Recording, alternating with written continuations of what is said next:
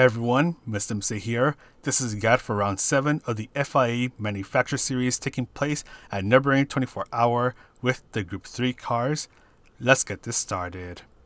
For this lap guide, we have the brake balance at 0. We're on the racing medium tires, and since this guide is on Nurburgring 24h, I'm not going to be stopping the video as much as usual. Bring yourself towards the left side of the track, and you're going to want to brake before the path on the left ends. You'll actually want to brake just a tad bit earlier than I do over here. So brake just a little bit earlier, brake hard for a short while, and slowly ease off of the brakes as you turn in. You want to try to hit the apex right here, as there's a little dip that will help the car rotate a bit more, and then get as close as you can to the tire stacks on the left. Get the car pointing where you want to go, and then start to fully accelerate. Bring yourself towards the right. Use a little bit of braking when the track piece on the right ends. Bring yourself towards the left. Brake when the curb on the left ends. Nice and easy off of the brakes, and you want to fully commit to the throttle once you're ready to go. Now brake when the gray curb on the left starts, so right around here. Brake hard for a short while, and slowly transition over from the braking to the throttle. Nice and easy on the throttle to retain control of the car. Lift off of throttle as you go through the S's. Bring yourself towards the right, and you want to brake when the tarmac on the right starts before the 100-meter board. Bring yourself towards the left, and you can brake a bit later than usual. Brake before the tarmac on the right ends, and this turn is a bit more about fine-tuning the car, get the car pointing where you want to go, and then fully accelerate. Eventually, you're going to bring yourself towards the right side of the track and brake before the 50-meter board, as the chicane in this version isn't as sharp as the one in the GP version. So brake before the 50-meter board, quickly ease off of the brakes, bring yourself towards the middle or the right side of the track, and brake before the dry patch of grass on the left starts. Eventually bring yourself into the inside part of the track, brake when the pit wall on the right ends. Nice and easy off of the brakes, slowly start to accelerate. Bring yourself towards the left and turn in when you pass the sign on the left. Quick lift off of throttle, bring yourself towards the right, and brake when you reach this little dry patch of grass that is on the right. Do a little bit of braking control for these two turns over here, and then you want to do a lot of throttle and then braking control. So quick burst of braking through here, bring yourself towards the left, and when the tarmac goes from a lighter to a darker color, that is where you start to brake. Take advantage of the curbs. Just be a little careful with your throttle input, and then bring yourself towards the left side of the track. And yeah, this track is very long, so we're going through this a bit quickly. So just after you make this jump, ease off of the throttle, and do be patient through here, as it's really easy to end up onto the grass. Fast forward through this, look for these two signs, as this is your turn-in point, and you want to ease off of the throttle. Just try to stick as much as you can to the left side of the track and brake just before the curb on the left ends. Brake hard for a short while and slowly transition over from the braking to the throttle, just trying to stick to the inside of the turn.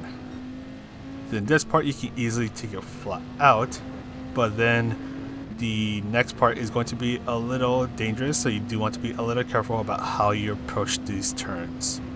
So your next braking point is this little dirt patch on the right. Quick burst of braking, don't take too much advantage of the apex, and brake just after you pass the apex. Brake before you pass the crosswalk, so lots of braking control needed over here, lots of throttle control needed here as well. Get the car pointing where you want to go, and then start to fully accelerate. For the upcoming left turn, you want to use just a little bit of braking. This is more about fine-tuning your car, and then look for the writing on the tarmac, as that is your next braking point. Brake hard for a short moment, slowly ease off of the brakes as you turn in, and carefully accelerate. Look for the signs on the left, as that is your next braking point. nice and easy off of the brakes. Do a little bit of throttle control as you go through this little chicane over here. Brake when the curb on the right starts, just a little bit of braking control needed. And then for this turn, look for the dry patch of grass on the left as you want to brake just after it starts. Lots of braking control needed over here. Just be nice and smooth so the car doesn't start to step out. Easy on the throttle and then bring yourself towards the right. Brake just before the curb on the right ends. Nice and easy off of the brakes, bring yourself towards the left. Brake before the curb on the left ends. Nice and easy on the throttle as it's really easy to lose control over here. Bring yourself towards the right so you can take this left turn flat out. And then you're going to want to look for a blue dot that is on the tarmac as you want to brake just after you pass it before the Yokohama sign on the right. And you can also use this digital flag or the shadow as your turning point. Nice and easy on the throttle so you don't end up going off track. And then let's go ahead and fast forward through this. So bring yourself towards the right, lift off of throttle before the curb on the right ends, and slowly get on the throttle without touching the grass. This right turn can be taken flat out and then brake before the curb on the left starts, so you'll be braking hard for a while and slowly ease off of the brakes as you turn in. Carefully get on the throttle as it's easy to spin out over here. Bring yourself towards the middle or the right, and your next braking point is just after you pass the happy little tree that is on the left. Make sure you say hello to it as you pass by it. Brake hard for a short moment, ease off of the brakes, carefully getting onto the carousel, and carefully accelerate your way out of it. Now this upcoming left turn, you want to do a very quick lift off of throttle, then brake just as the curb on the right starts. A little bit of braking control needed over here. Brake in between these two turns. This turn is a little longer drawn out, so slow down quite a bit. This right turn, you want to lift off of throttle, then do a bit of braking control for these next couple of turns. Brake before the curb on the left ends. Bring yourself towards the right. Look for the Yokohama sign that is on the right as you want to brake before you pass it, and try to hug the inside of this left turn. Brake just before the curb on the left ends. Nice and easy on the throttle. Brake before the curb on the left ends once again. A little easy on the throttle as this turn is a little longer drawn out. Look for the start of the dry patch of grass on the right as that is your next braking point. Nice and easy off of the brakes and gently get on the throttle. You want to bring yourself towards the left side of the track and brake just before you make this little jump. So brake right here. Nice and easy off of the brakes. Lots of throttle control needed over here so you don't understeer off of the track. And from here on out, you can pretty much just take it flat out. Just make sure you have the right line so you don't have to lift off of throttle. Now for this right turn, look for the digital flag that is on the right as you want to brake just after you pass it. A little bit of braking control needed over here. Brake before the curb on the right ends. More braking control needed. Look for this sign that is on the right as you want to brake just before you pass it. Brake harder for a short moment. Nice and easy off of the brakes. Gently getting onto the throttle and bring yourself towards the left. Brake before the curb on the left ends, but do not hit the apex, otherwise you will fly off the track. And a bit of throttle control is needed for this turn. After that, we'll go ahead and go hyperspeed mode. Your final braking point is the end of the curb that is on the right. You want to be braking hard for a short while. Do a bit of braking control as there's two turns over here that you're braking for. Nice and easy off of the brakes and gently get on the throttle. But that is pretty much it for the lap guide. Let's go ahead and take a look at the strategies. Alright, you still here? Awesome. So we're doing the qualifying session now, and it's going to last 14 minutes, which will give you enough time to do one qualifying lap. So you want to make sure that your one and only chance at getting a qualifying time is going to be a perfect one. And for your outlap, you're going to go on a very nice Sunday drive. There's going to be no reason to try to rush it through this outlap, as the only thing you'll be doing is wearing out your racing medium tires. So you're just going to go on a very nice slow drive to try to preserve the tire life of your racing medium tires. And throughout your outlap, you'll eventually find out that your tires are going to get a bit cold. So when you're getting towards the end of your outlap, you're going to want to warm them up a bit. I'll show you how in a moment. But for the most part, you want to qualify by yourself. Qualify as far away from everyone else. So if you see on the mini-map on the top right hand corner of the screen, I'm pretty much very far away from everyone, so I don't have to worry at all about running into anyone and then getting my lap times interrupted. And as you approach the final straight on your outlap, this is where you can start to kind of go side to side, do a little wiggle dance, just to try to bring a little bit of heat into your tires. And that's kind of it really.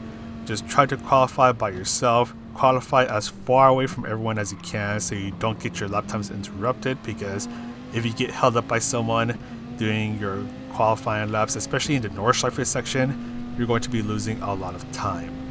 So qualify by yourself, take it nice and easy on your outlap to preserve your tire life, and then during your actual qualifying lap, that's where you go all out. But don't forget to warm up your tires before you actually start your qualifying lap.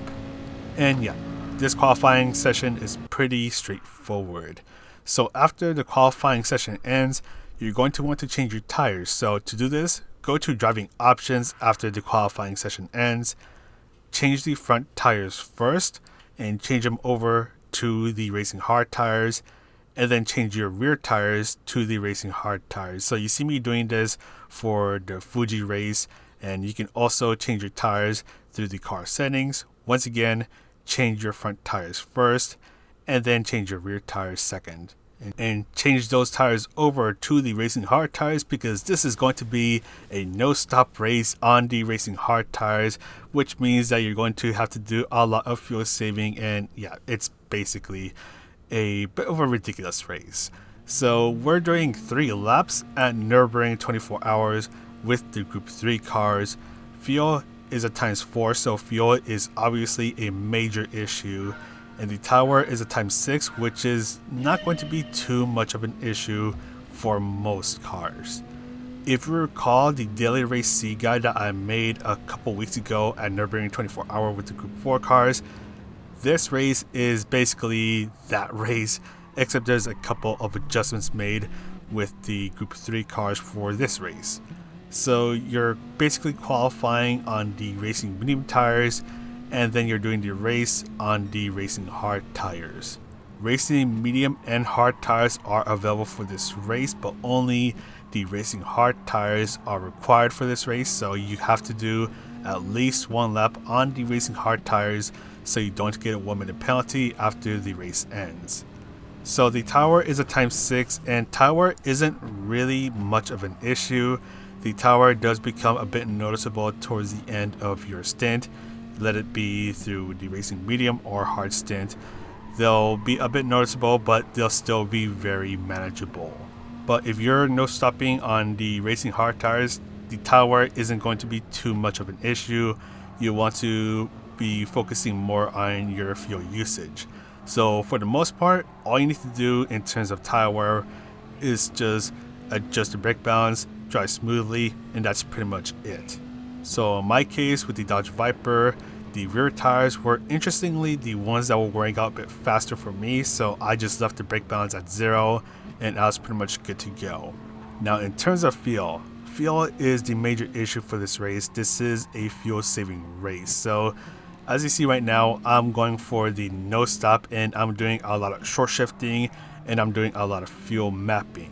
Your main goal, if you're going for the 0 stop, is to make your fuel last 3 laps obviously. So you want to be using 33% of fuel after each lap.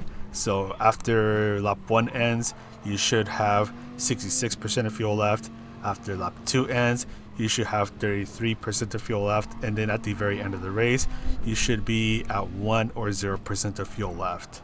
So the main ways to do the fuel saving is to obviously short shift. So whenever the bar on the bottom of the screen is reaching around 25 to 50%, that's when I do my shifting. But through the power sections of the track like this one, I can rev it out a bit more. The other way of fuel saving is to adjust the fuel mapping. So if you see the fuel mapping on the bottom right hand corner of the screen, you can adjust your values, so you can either have it at a power or a leaner setting. So for example, fuel map 1, which is the default value, gives you the most engine power but uses up the most fuel, and the fuel map at 6, which is the lean setting, it uses the least amount of engine power, so your car will noticeably accelerate slower, but you'll be saving a bit more fuel along the way. So you want to be adjusting this throughout your race. It's really annoying to do, but you kind of get used to it, or at least I got used to it. So for example, if you're going through a really twisty part of the track, or if your car is already at its max speed and you're not really going much faster, you can bring the fuel up towards 6 so you can save a bit more fuel. This will also come into use if you're under someone's slipstream, which is another way of saving fuel. Slipstream will be very useful for this race for fuel saving purposes. So let's say that you're within 3/4 of a second behind someone, you're getting pretty close to them, and you're not really thinking about passing them, then that's when you can adjust your fuel mapping. So you're still kind of close to them, you're within the slipstream range, but you're also saving a bit of fuel along the way. And another way of fuel saving is to lift off of throttle before you approach a braking zone. So you may see some people do this, you may see me do this. So for example, at the very end of the final straight over at the Nurburgring section, you can lift off of throttle a bit just to save just a tiny bit more fuel, and it'll help you out a bit more along the way. And assuming that you're trying to fuel save and go for the no stop strategy, your goal is to use 33% of fuel after each lap. So as we end lap 1, we use exactly 33% of fuel, and we have just enough fuel to be able to make the rest of the race, assuming that we still keep up with this fuel saving. So you're pretty much going to be fuel saving for the entire race, and because you're no stopping on the racing hard tires, you already have the tire requirement covered and you're not stopping at all, so you don't have to worry about any pit losses or any of that stuff. This is all about trying to make that fuel last, trying not to bin it. And yeah, also when you're going through some of the higher speed sections of the track, this is where you can push the car a bit more, but you still want to be aware about how much fuel you're using up, because it can be really easy to push the car just a little bit too much, and before you know it, you're using up a bit too much of fuel.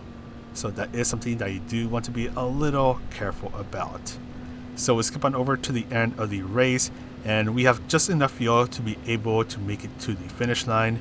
Tire wear, not really an issue, and we're just going to try to make it towards the end of the race without running out of fuel. And at this point, we should be pretty much good to go, so we can pretty much just go flat out through this final section of the track. So we'll just keep going until the very end of the race. Just be nice and careful through this final section, and we're actually going to have a bit of extra fuel left, so we're going to be at 2% of fuel left as we finish the race with a 25 minutes and 4 seconds. So with a lot of fuel saving done through the short shifting and the fuel mapping, a 0 stop only on the racing hard tires was achieved. So let's go ahead and take a look at the 1 stop.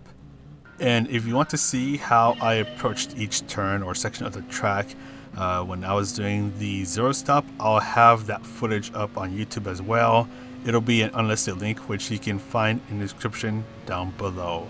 But anyway, so this race or this clip here, we are doing the 1 stop. So this is where I'm going to do 2 laps on the racing medium tires, refuel, and change on over to the racing hard tires to fulfill that tire requirement.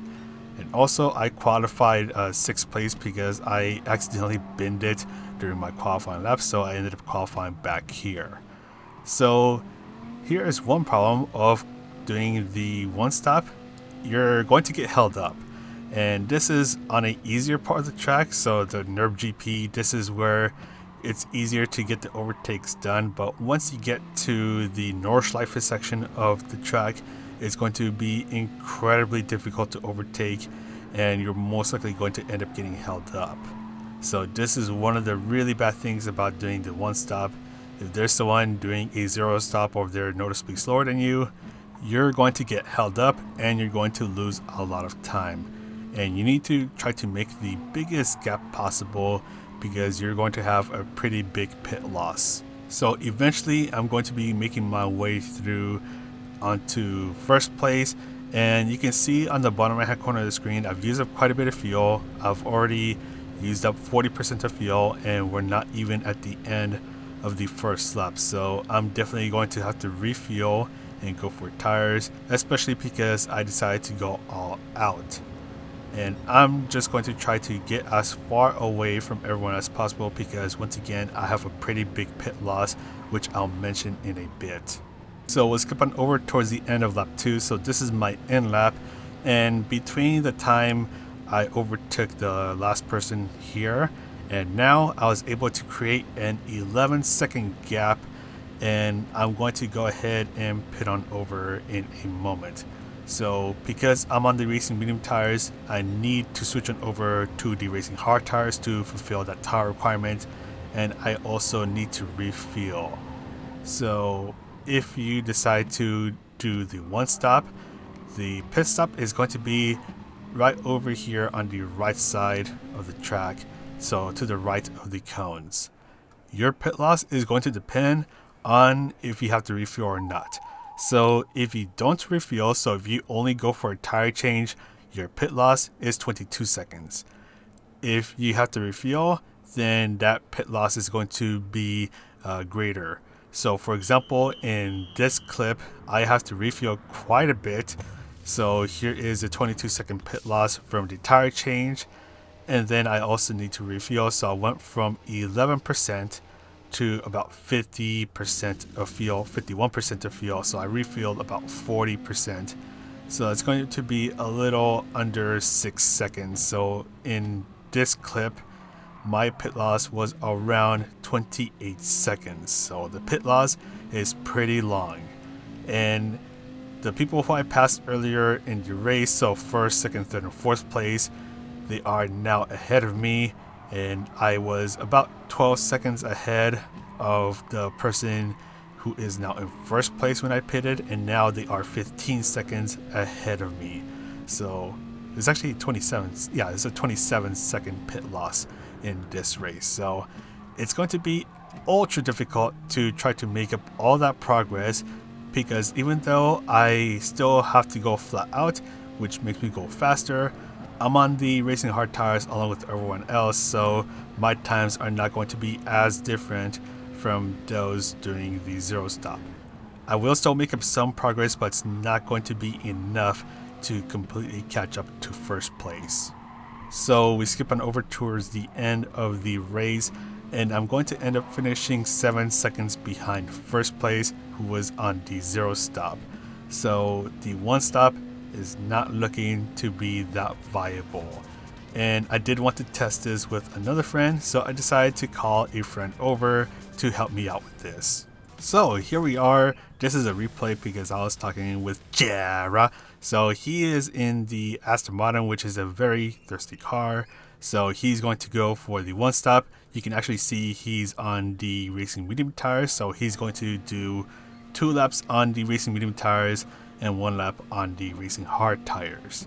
Meanwhile, I'm still going to be going with the zero stop, so we want to see whether the zero stop or the one stop is the faster strategy. So I'm going to be in the slipstream for a bit, and right away through this cute little chicane over here, I'm going to end up losing it because his tires obviously has more grip than I do, and I'm over here sliding around. So I'm going to be doing the fuel saving through the short shifting and the fuel mapping, and Jara is going to be mostly fuel saving by doing a bit of short shifting, so he doesn't have to spend too much time refueling. So we'll be skipping on throughout the race. So as we enter the Nordschleife, I am about 2.6 seconds behind Jara, and once again, he's almost going flat out. He's doing a bit of fuel saving, but he is going for the 1 stop.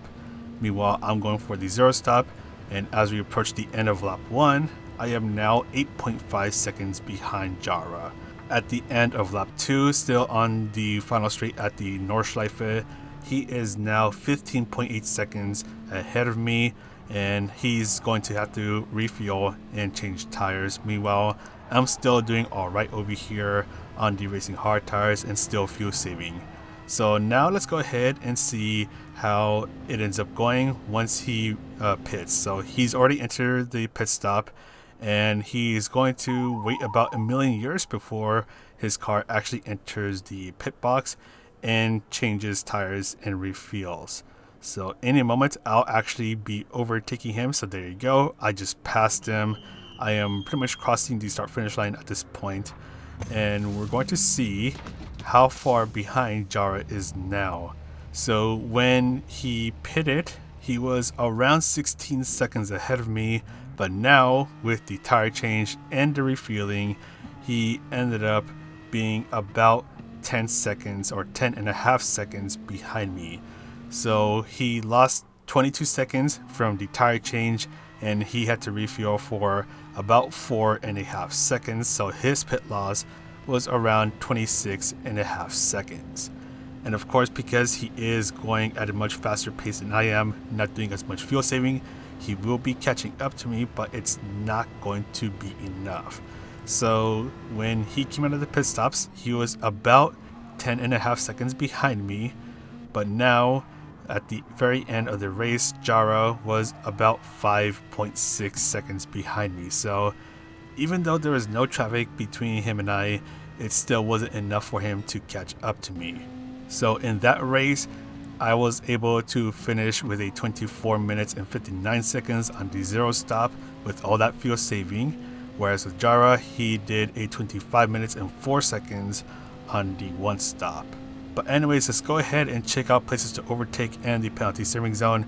The main street is a really good place to get an overtake done, and you want to try to get most of your moves done on the GP section of Nurburgring, as this area is a lot easier to get an overtake done, because once you get on the Nordschleife, it gets a lot more difficult and dangerous to get any sort of overtakes done. So through here, single file line, but then the next place to get an overtake done is on this little straight over here. Here is also the penalty steering zone. This is one of 2 penalty steering zones, and you can try to get an overtake done right over here. So if you're starting towards the back or in the middle, you want to try to make your moves over here while also trying to retain the slipstream of the cars ahead of you. So you want to be a little smart about how you're making your moves.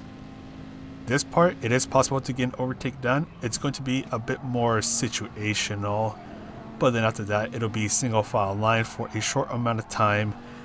Then for this back straight, you can try to get an overtake done, especially with the help of the slipstream. Also, with people doing the fuel saving, it is possible that you can easily overtake someone, especially if their car is really poor on the fuel saving part. And after that, this is going to become a lot more of a single file line, because it's going to be incredibly dangerous to get a move done. At this point, it becomes a lot more about patience, because you'll possibly get some free overtakes from people bidding it here at the Nordschleife. So through here, through the Nordschleife, it's all about patience. So we'll skip on over. We're going through the Flugplatz. Hopefully I'm saying that right. And here is the next potential spot to get an overtake done, especially with the help of slipstream. You want to try to get the pass done before you have to make the left turn, because going too wide through this left turn is really dangerous, and there's always a risk of an incident happening if you guys are going too wide through those turns. After that, it's pretty much going to be a single file line for a very long time, because it gets really dangerous to make a move, because if you get a little too careless or if you get a little too aggressive, it can be really easy to make an incident happen, or worse yet, you end up bidding it yourself. So for example, through here, you definitely don't want to try to go for an outside pass because that is literally asking for trouble. The next potential place where it is possible to get an overtake done, or one of these safer places, is through this back straight. I think it's called the Kessel.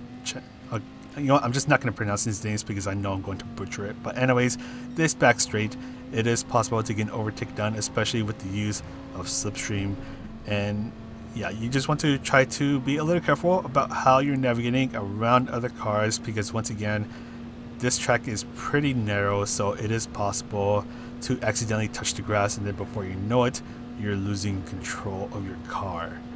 After that, it's pretty much going to be single file line again, because you're going to be waiting a while until you reach the very final straight at the Nordschleife. So here we are, we're approaching the very final straight. Here is also the final penalty serving zone, which is why you're not going to want to get any penalties and have to serve it here, because you will lose a load of time and you will instantly fall behind. But anyways, this final straight, really easy to get an overtake done, especially with the use of slipstream. But do be aware that if you slingshot past someone too early, that can open up the opportunity for them to slingshot past you back. So you want to time it right. Don't go for the overtake too early unless if there's someone that you can also get the slipstream out of, so you can slingshot past multiple cars. But other than that, this is your final best place, final safe place to get an overtake done. But anyways, that is pretty much it for this guide. I'll have the replays up on my Gran Turismo Sport profile in case you want to see the lap guide in the game, or if you want to see how I went about with the fuel saving methods in the no stop race, I'll have that footage up here on YouTube through an unlisted link, which you can check out in the description down below. But anyways, at the end of the day, this is a zero stop race where you have to do a lot of fuel saving, because the one stop, while you are much faster going all out, and on the racing medium tires, it's simply not going to be fast enough, because the pit stop and the pit loss is going to kill all of that momentum. But anyways, that's all from me. I'm not going to put up the non-commentary parts of this guide because this video is already over half an hour long, and I want to keep this video short enough, well, kind of short enough. But anyways, that's all from me. The Toyota Cup guide for the Toyota 2000 GT at Nurburgring 24h will be coming in soon, so keep your eyes out for that. But that is all from me. If this guide helps, you can press the like, subscribe, all that good stuff, and I do have a membership program thing which you can check out in the description down below. So this is Mr. MCA getting ready to make another Nurburgring 24h guide, and I'll see you in the next video.